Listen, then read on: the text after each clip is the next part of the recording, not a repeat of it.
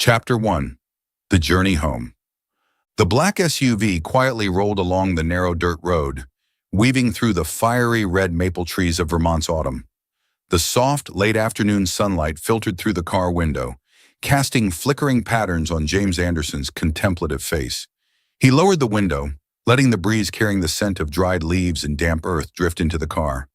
That scent was unmistakable, the scent of Evergreen, the small town he once called home.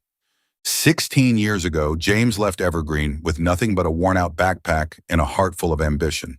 He departed from Sunrise Home Orphanage, where Mrs. Eleanor, the woman who had devoted her life to raising orphan children like him, stood by the door, waving him goodbye. On that day, James carried with him a promise. "I'll come back, Grandma, when I'm strong enough." But time waits for no one. Life in the big city swept James away in endless deals and plans. He climbed the ladder of success, becoming the CEO of a leading tech corporation. Yet, even at the height of his career, every time he looked in the mirror, he still saw the eyes of the young James.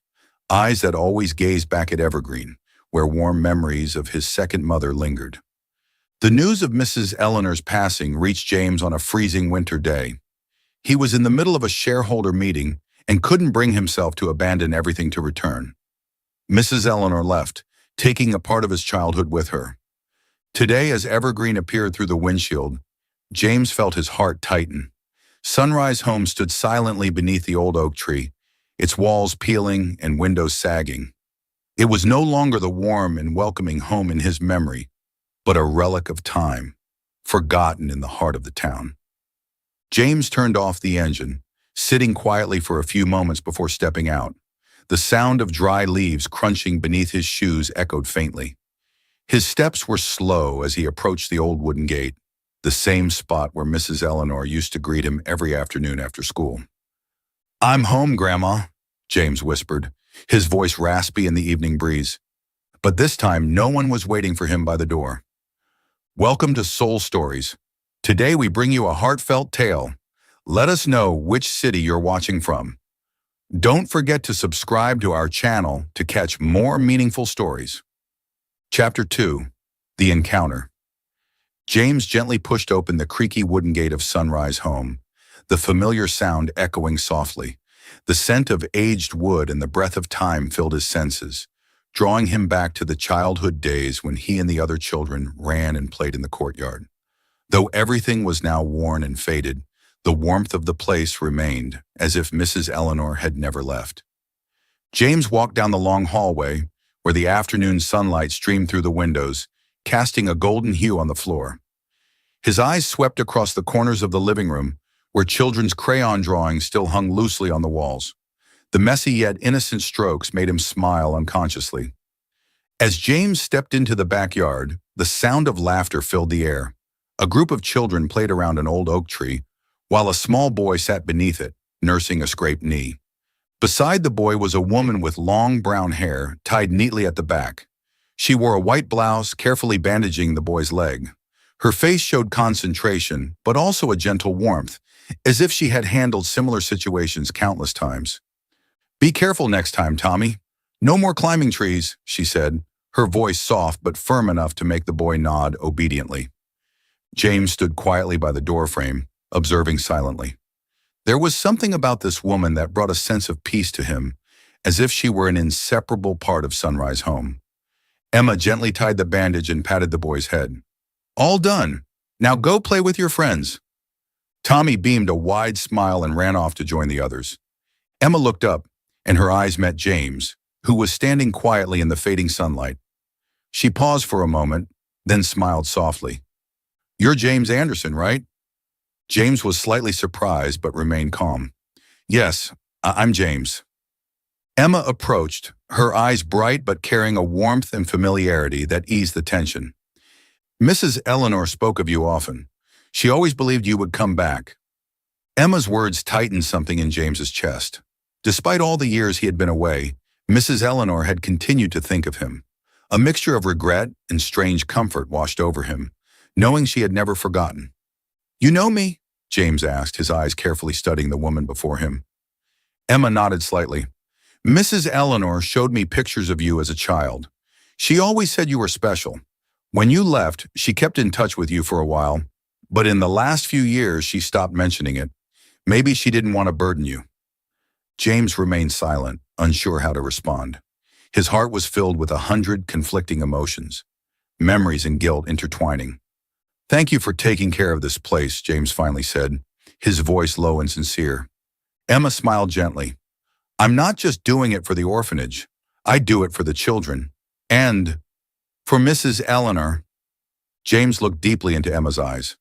He saw determination and genuine compassion, something he hadn't seen in anyone for a long time. "How is Sunrise home now?" James asked, his gaze shifting to the worn-down main building behind Emma. "To be honest, not great," Emma sighed, turning to look at the house. "Funds are running low, and the building is deteriorating. A few volunteers and I are doing our best, but it may not be enough to keep it standing much longer." James could hear the concern in Emma's voice.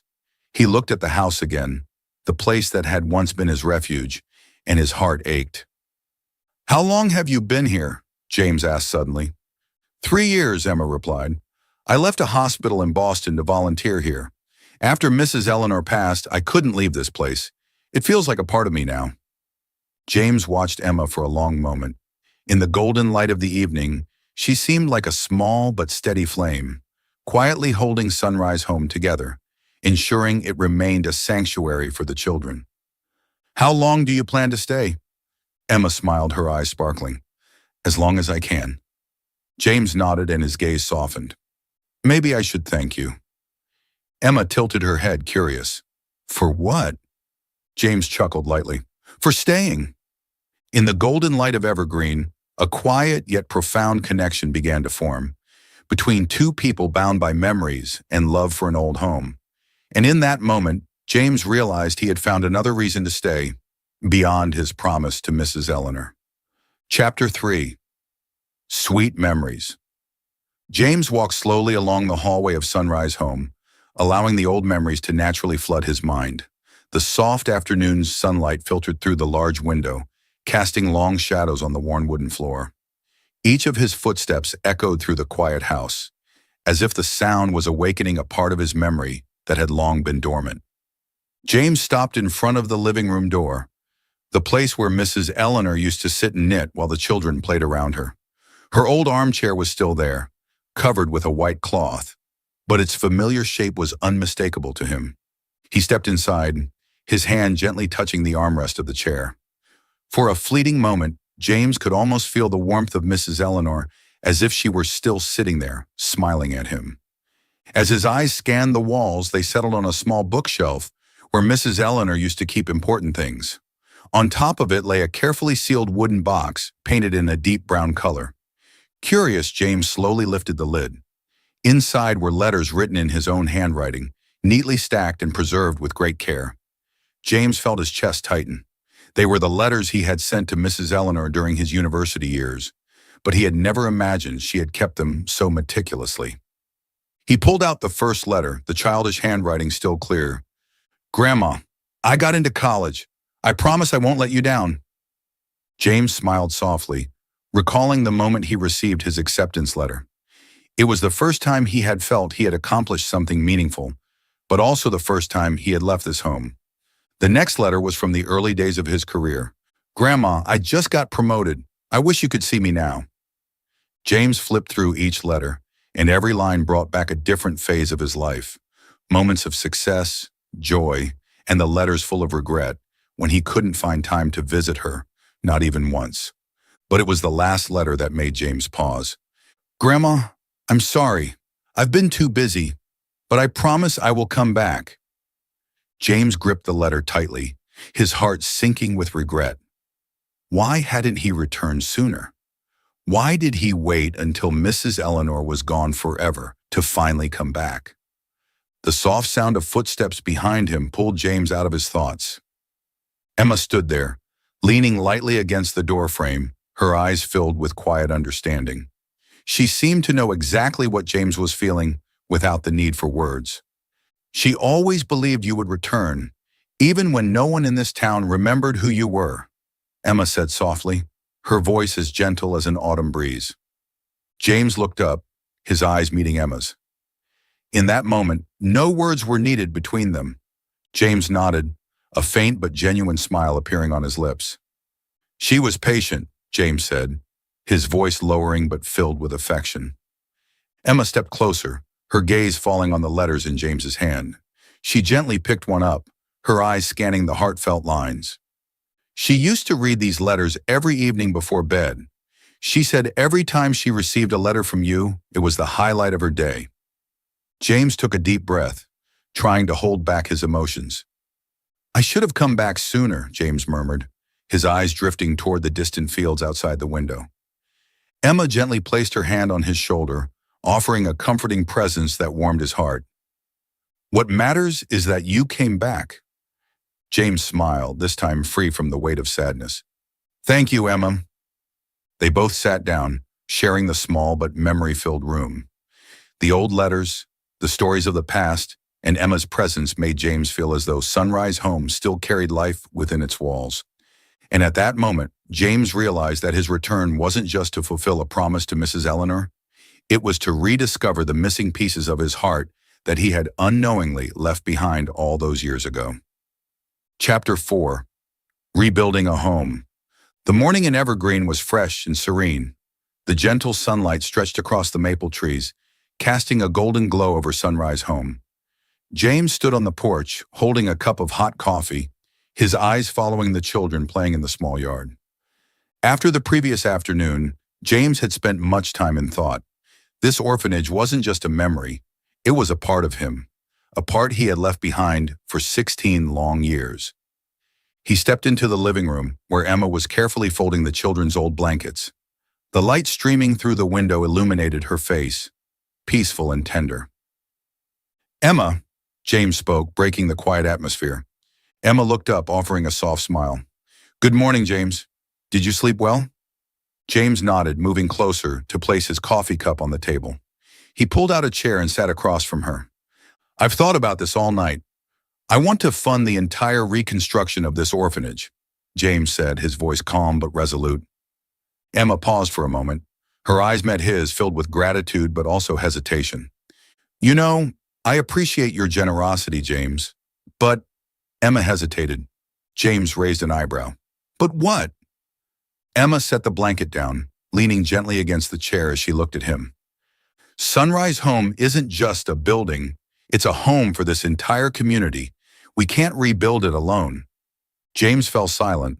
For the first time in years, someone had declined his financial help with such genuine sincerity. Emma, I can cover everything. We can have the orphanage repaired within a few months. Emma shook her head softly, her eyes warm but firm. I know you can, but if Sunrise Home relies solely on your money, it will lose its true value. The children here need more than just a new building. They need to feel the love and support of the community. James looked at Emma, and an unfamiliar emotion stirred within him. She was unlike anyone he had ever met. In James's world, problems were solved with money and influence, but Emma seemed untouched by such things. So, what should I do? James asked, his tone softening. Emma smiled, a knowing and understanding smile. Stay here. Help me and the others rebuild it together. James leaned back in his chair, arms crossed, his eyes contemplative. He hadn't expected Emma's request to be anything more than financial support. She wanted him to be part of this journey. Stay? James repeated, as if to confirm. Emma nodded. Sunrise Home needs more than money. It needs a helping hand, a presence. And most of all, the children here need you. James remained silent for a long while, his eyes drifting toward the window, watching the children laugh and play in the yard. Their smiles reminded him of his own as a child, sitting under the oak tree, listening to Mrs. Eleanor's stories. Suddenly he understood. I'll stay, James said, his voice steady, but you'll have to show me what to do.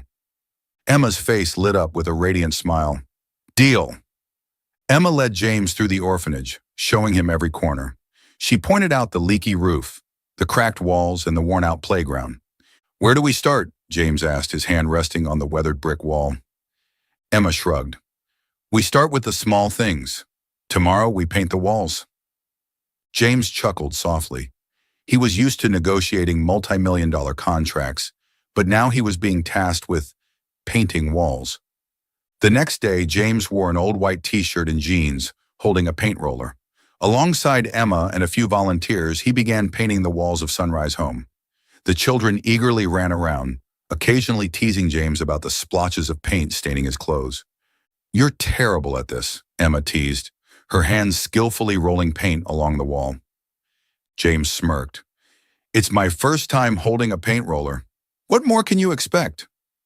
They both laughed, and James realized something he hadn't felt in years. It wasn't success or ambition he had missed. It was the sense of belonging, the feeling of being part of something, like he was as a child at Sunrise Home. That afternoon, under the soft golden light of Evergreen, James felt, for the first time in years, that his heart had found its way home. Chapter 5. Rallying the Community. A week after deciding to stay in Evergreen, James and Emma began planning the charity festival, The Journey of Love. Early in the morning, Emma sat in the small office of the orphanage, meticulously drafting a list of preparations. Beside her, James scanned documents on potential partners he could contact for sponsorship. "We'll need a lot for this," Emma said, glancing at the long list in front of her. James looked up, flashing a confident smile. "Don't worry, I'll handle the big sponsors from the companies I know. Can you manage the local efforts?" Emma nodded gently. "I'll do my best. Evergreen may be small, but I believe people here are always ready to help." Community outreach. In the following days, Emma began visiting homes throughout the town. Each morning, she carried her old medical bag, knocking on doors to provide free checkups for the local residents. From lonely elderly folks to mischievous children, Emma treated each patient with care and dedication. Mrs. Smith, an elderly woman living alone on the outskirts of town, grasped Emma's hand tightly as she measured her blood pressure. "Thank you, Emma. I wouldn't know how to manage this aching back without you." Emma smiled softly. "It's just a small thing, Mrs. Smith, but can I ask for your help with something?" "Of course, dear. What do you need?" Emma set the blood pressure monitor down, her eyes reflecting a glimmer of hope. "We're organizing a charity festival to raise funds for the orphanage. If you could bake some pastries or donate a few crafts, it would mean a lot." Mrs. Smith nodded without hesitation. "I'll get started. Those children are like family to all of us." James in the business world. While Emma focused on the local community, James spent his days contacting corporate partners in larger businesses. Sitting at his desk in the orphanage office, he dialed one number after another. "Mark, it's James Anderson. I'm organizing a charity event for the orphanage where I grew up. Can your company sponsor a food stall or some games for the festival?" The warm voice of Mark, a longtime business partner, echoed through the receiver. "Absolutely, James. We'll send over a food truck and refreshments for the event." As the days passed, the list of sponsors grew. Large corporations, from food companies to toy manufacturers, eagerly offered their support. James began to realize that even in the corporate world, compassion and warmth still thrived. An afternoon reflection. One evening, as the sun dipped behind the crimson maple trees, James stepped away from his desk for a walk around the orphanage. From a distance, he saw Emma sitting in the courtyard, surrounded by the children. She gently bandaged a small boy's knee while the others animatedly shared their stories from the day. There was a patience and tenderness in Emma's eyes that James hadn't seen in anyone else. He stood quietly watching from afar as a surge of emotion filled his heart. Emma wasn't just a volunteer doctor. She had made this place her home.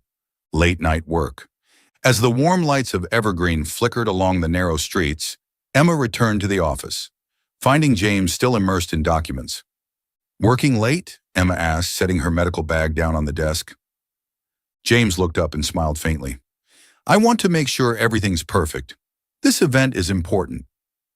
Emma sat across from him, her eyes softening. "Thank you, James. Without you, I don't know if this orphanage could survive." James shook his head lightly. "It's not just me. It's us. I'm just a part of this journey." For the first time, Emma felt a warmth and sincerity from James that she hadn't noticed before. She looked into his eyes, seeing a man who wasn't just here out of obligation, but because he cared deeply. Festival preparations. A few days later, Evergreen's town square buzzed with activity. White tents lined the streets, and stalls filled with homemade crafts, baked goods, and toys appeared. People from all over town gathered, carrying small items to contribute to the event. James strolled through the festival grounds, greeting each vendor with a nod. "James, it's been a while since I've seen you here," Mr. Thomas, the town's bookstore owner, said, clapping him on the back. James smiled. "I figured it was time to come back and do something meaningful." Emma joined him, holding a checklist for the final preparations. "We're ready," she said, her eyes sparkling with excitement. As James looked around the bustling town square filled with laughter and life, he realized the festival wasn't just about raising funds. It was about rekindling the spirit of community, a bond Evergreen had always cherished. And within him, a new home was slowly being built. Not from bricks and mortar, but from the shared love and compassion of those around him. Chapter 6. When the Heart Speaks. The sky over Evergreen sparkled with stars that stretched endlessly like a shimmering blanket. The peaceful night was accompanied only by the soft whisper of the wind rustling through the old maple trees and the faint hum of crickets in the small orphanage garden. James and Emma sat on the orphanage steps, their eyes following the children inside as they drifted into sleep. The orphanage had begun to take shape. The newly painted walls still carried the faint scent of fresh paint. Emma rubbed her hands together to ward off the cool autumn air. James noticed and silently took off his jacket, gently draping it over her shoulders. "Thank you," Emma whispered, leaning slightly against his shoulder. "Have you ever thought about staying here longer?" Emma asked, her voice blending softly with the tranquil night air. James remained silent for a moment, his gaze distant as he looked up at the starry sky. After a few seconds, he smiled. "I never thought about it until I met you." Emma turned to face him, her eyes shimmering under the soft light of the stars. A warmth blossomed inside her, making her heart race unexpectedly. "I stay here because of the orphanage, but you don't have to," Emma said, her voice lowering as if afraid to disrupt the quietness of the moment. James gently shifted, his eyes searching for hers. In that brief instant, the space between them seemed to disappear. James softly took Emma's hand, his grip tightening slightly, as if wanting to hold on to this moment forever. "I'm not staying just for the orphanage. I'm staying for you," James said, his voice warm and sincere. Emma couldn't hide the surprise in her eyes. She looked away, her cheeks flushing, but a subtle smile played on her lips. "I didn't expect you to be this straightforward," she said with a quiet laugh. James shrugged, his gaze still fixed on her. "Sometimes there are things that can't wait." The two of them sat in silence. But it wasn't the awkward kind. It was a peaceful quiet, the kind where hearts could feel the unspoken words between them. "Emma," James's deep voice broke the stillness. "If I stay here, do you think we could continue rebuilding Sunrise Home together?" Emma glanced at him, her eyes soft but filled with a warmth that felt comforting and familiar. "I think nothing would make me happier." James smiled, pulling her closer. His hand intertwined with hers, feeling the comforting warmth that radiated between them. "Tomorrow we'll continue, won't we?" James asked, his eyes full of hope. Emma nodded, her eyes gleaming with quiet determination. "Yes, this place still needs us." Beneath the blanket of stars, James and Emma sat together, finding the peace they had long sought. Sometimes love doesn't come from grand gestures, but from simple moments like these, where two souls connect amidst the laughter of orphaned children and the worn walls of a cherished old home. And in that moment, James realized that Evergreen was no longer just the town he grew up in. It was where he found family, love, and his true self. Chapter 7. Rebirth. The morning sun shone brightly over Evergreen, casting soft golden light across the maple trees. Sunrise Home was now filled with laughter and joy, no longer the quiet and desolate place it once was. The charity festival, the Journey of Love, had been a tremendous success, raising enough funds to kickstart the orphanage's reconstruction. However, a significant portion of the funds came from a large contribution by James. Yet at his request, the donation was credited to the community, reflecting a collective effort rather than the generosity of a single wealthy individual. James sat on the orphanage steps, watching volunteers work diligently. Emma sat beside him, her hands busy organizing the newly delivered materials. "I think we're almost there," Emma said, her gaze fixed on the playground taking shape. James nodded, his expression thoughtful. "Sunrise Home is my home," James said softly, his eyes distant. "I don't want people to think this place was rebuilt by an outsider. This is the home where I grew up. If anyone should take part in rebuilding it, it should be me." Emma looked at James, admiration shining in her eyes. "You never thought of yourself as an outsider, did you?" Emma asked gently. James shook his head with a faint smile. "Number Sunrise Home gave me everything. Shelter, Mrs. Eleanor's love, and the lessons that shaped me. I'm not just some rich visitor returning to help. I'll always be part of this place." Emma smiled, sensing the deep connection James had with Sunrise Home. "So, you want to keep everything simple? As part of the family here," Emma said softly, her voice full of understanding. "Exactly. Sunrise Home doesn't need someone watching from the outside. It needs people who stay, who contribute," James replied, his eyes lingering on the children playing beneath the large oak tree. Building together. In the following days, James fully immersed himself in the reconstruction efforts, joining the volunteers to paint walls, lay bricks, and rebuild fences. Each morning, he and Emma walked through town, reaching out to residents for their support. "I grew up at Sunrise Home," James told Mr. Thomas, the local bookstore owner. "It's time I give back, but I hope everyone can pitch in a little." Mr. Thomas nodded, giving James a firm pat on the shoulder. "You don't need to convince us, James. Everyone in this town remembers you. You've always been